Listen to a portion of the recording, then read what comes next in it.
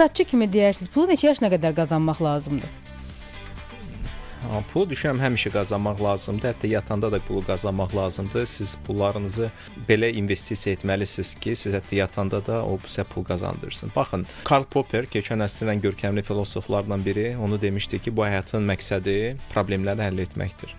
Siz hər oyanırsınız, artıq problemlə üzləşirsiniz. Dişlərimi yumuyum, necə yum, çimim, nə geyinim bu günləri, necə işə çatım, işdə onunla nə münasibət qurum, ona nə deyim, hansı verilişi hazırlayım, hansı mövzunu seçim.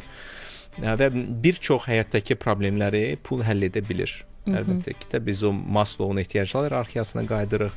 Hansı ki, o Abraham Maslow da keçən əsrindən görkəmli psixoloqlardan biri olubdu, araşdırmaçılardan biri olubdu. O deyir ki, insanın istəkləri, ehtiyacları 5 pillədən ibarətdir.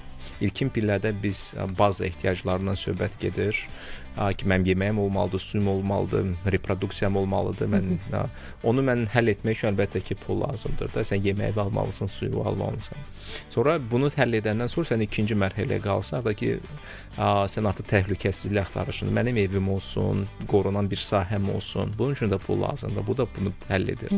Sonra üçüncü pilləyə artıq qalxanda orada sevgi və mənsubiyyət var. Sən sevgi axtarışındasan və mənsubiyyət axtarışındasan. Mən hansı bir ailənin üzvü olum, hansısa bir kəndin üzvü olum falan. Burada pul qismən vacibdir. Artıq çünki sən ailəni saxlayacaqsansa, uşaqları dolandırmalısan da sözsüz. Yəni burada vacibdir.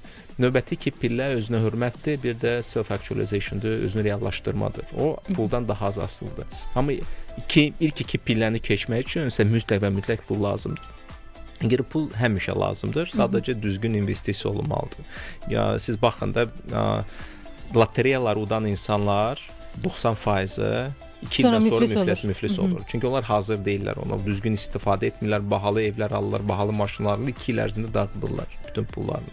Lakin milyonçular bankrot olur, iflas olur, sonra yenə də milyonçu olur. İflas olur, sonra yenə də milyonçu. Çünki onların pul psixologiyası tamamilə başqadır.